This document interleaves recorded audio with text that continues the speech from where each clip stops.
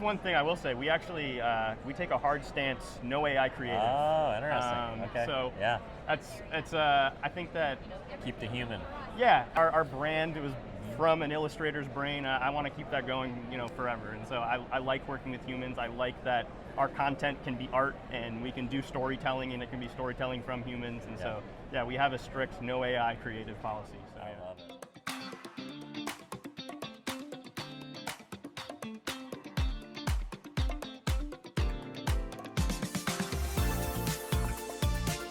What's going on, everybody? Welcome back to another edition of the Ad Podcast. We're coming to you from the showroom floor now. It's dinner time. I'm grazing, and I just found an amazing company. This is Long Weekend Soup, which is basically like a free... Here we go. We got some products coming at us. It's basically freeze-dried soup ready to pour. All you do is add water. So you think about like the ramen, kind of fast casual, quick snack, stuff to take with you camping. And then boom, it's ready to go. They got a great product. I just tried it. We're going to talk to Sebastian Margaglio, who's the head of marketing and brand, a little bit about what he's up to and what he's got going on at Expo. Maybe we'll even try some of the rest of the line. So Sebastian, thanks so much for coming on, man. Thanks for having me, man. So tell me a little bit about yourself. Tell me about the brand, how long you guys have been around, and tell us about your Expo so far this week. Yeah, so it's been crazy. We are relatively new. So we soft launched at Expo last year. Okay. Full disclosure, we were a little bit ahead of our skis. We were gluing together product samples and using trial product, but we didn't want to miss it. Didn't want to wait a year to be here because this is kind of the Super Bowl. Totally. And but yeah, since then, we've had really cool success. The show is amazing, and it's honestly been really good for us. We've gotten a lot of really good brick and mortar placements from the show. Oh, amazing. Yeah, so yeah, that's awesome, man. So tell me about the insight. What was the original vision? Why did you guys want to bring this product to the marketplace? Yeah, so like freeze-dried soup is super popular in Asia. Oh, so interesting. Okay. If you were to go to Japan, you could get 300 SKUs of freeze-dried soup. Wow, that's crazy. But a lot of them are like your miso-based soups, your like seaweed soups, things like that. Asian style stuff. Yeah, exactly. So we kind of thought like that technology is very cool. What if we took that soup concept, brought it to the States?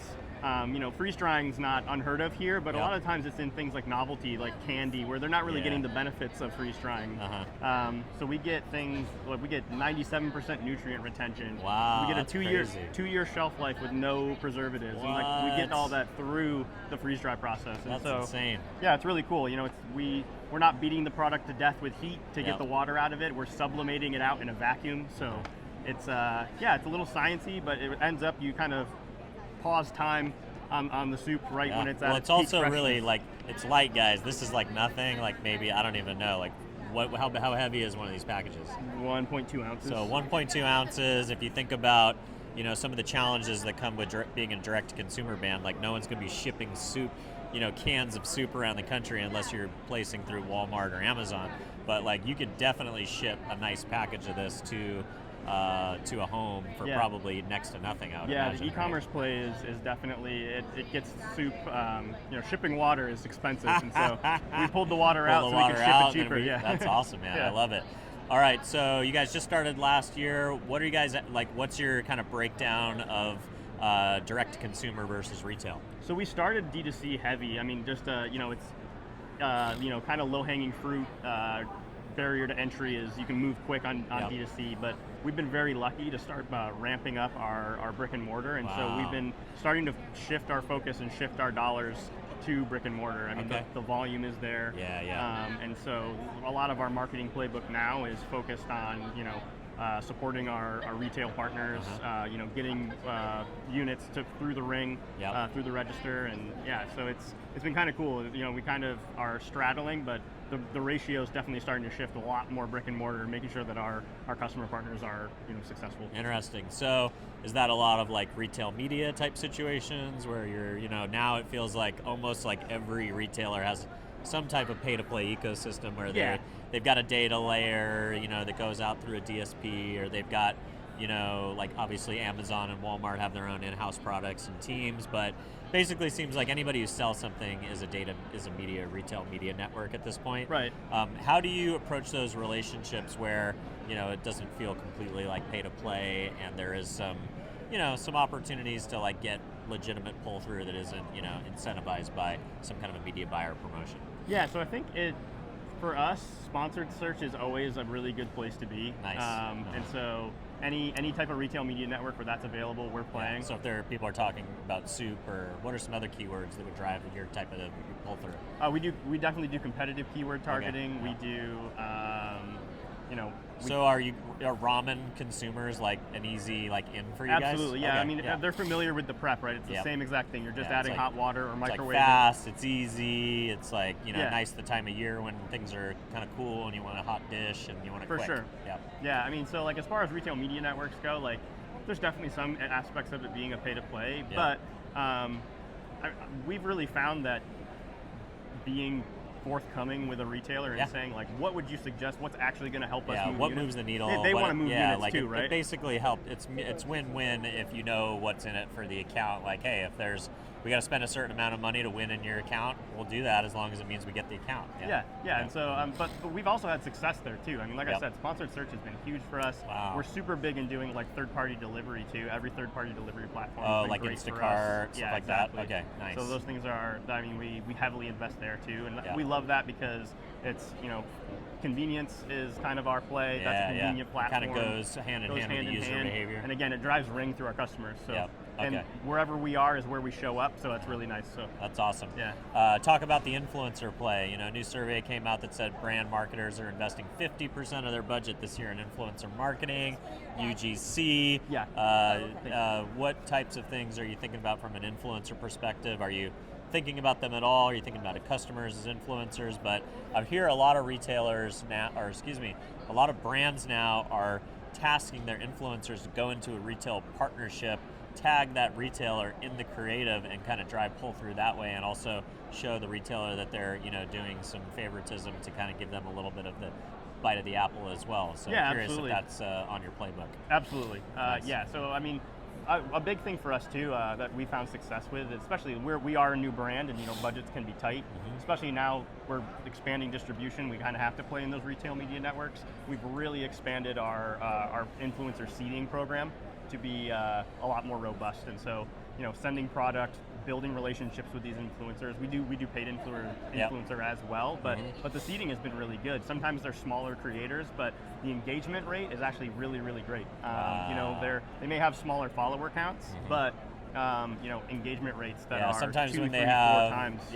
when their following is actually their actual friends and family are 1 degree removed, right? People pay a little bit more attention, and if they have some kind of a speciality or knowledge depth in a small niche category, totally. Sometimes that moves the needle more than somebody that does backflips on Instagram or something. For sure. Like that. Yeah. So we're casting a wide net.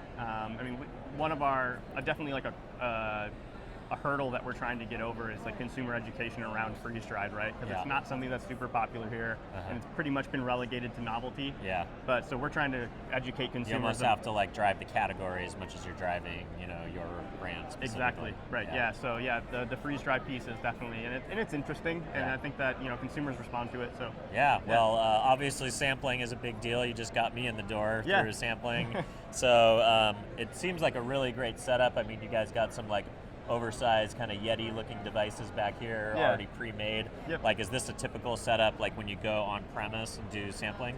Yeah, usually. Okay. I mean, it's just it's easy. The soup keeps really well, and so making it over and over again would be a little bit laborious. Yeah. So we batch it out when we're doing sampling programs. But yeah. Okay, totally. So how important is Expo for you guys? I mean, trade shows in general, Expo is huge. I mean, but it's a game changer. I think being intentional with the way that you approach it, and doing the pre-work, I think, is super, super important. Reaching out to the people you want to talk to, inviting them to your booth. Totally. You might not always get an answer, but sometimes you do. And even just the touch base, right? Even if they don't open up the email before or at Expo, they may open it up in a week and at least appreciate the effort that you reached out, invited them in, and maybe that starts a phone call conversation. Absolutely. Or an opportunity to connect at another event. Yeah, I mean, I think that making sure that your booth is cohesive. I mean, yeah, you guys have great branding too. Thank you. The color scheme is fun. It definitely pops. Yeah. So that's another element of pulling is you want your brand has to invite people in. Some brands look like exactly like the next one, and those are very easy to ignore and kind of walk by. I feel like yours is hard to like walk by and not at least, spend a few minutes hanging out. Yeah, we were super intentional with it too. We wanted to. I was dogged about using characters, and not just from like a mascot perspective. I think like we have like iconography, kind of almost in a way. Yeah, sort of. Well, we use them as like storytelling vehicles. Oh, cool. So like if you go on our social, we have Start using them to like use AI to animate them and stuff like that. No, so that's one thing I will say. We actually we take a hard stance, no AI creative. Oh, interesting. Okay. So yeah, it's I think that keep the human. Yeah, I mean, I love illustrators. Our brand, it was from an illustrator's brain. I want to keep that going, forever. And so I like working with humans. I like that our content can be art, and we can do storytelling, and it can be storytelling from humans. And so, we have a strict no AI creative policy. So, I love it. Awesome, man. All right, last question. Long weekend. Where did the brand come from? What's the name? What's the meaning behind the name? Yeah, so I mean, it was kind of born from like getting a little bit of your life back, right? So like every time you get a long weekend, everybody loves it because you're getting that extra day and it feels like it's your time. And so the same thing, like you can get a premium, really good soup at a time convenience. You're getting a little bit of that time back. So the one commodity that none of us can get back or buy our way into, and we all have a finite amount of it, is time. So anything to save on time. Right. So everybody loves the long weekend, and we wanted to give everybody a little time back. So I love it. Awesome, man. Well, if people want to connect with you directly, if they want to follow along, but most importantly, if they want to check out the brand, where do you want to send folks? Eat Long Weekend everywhere. All right. Thanks, brother. Hey, thanks, man. Appreciate you. Appreciate it.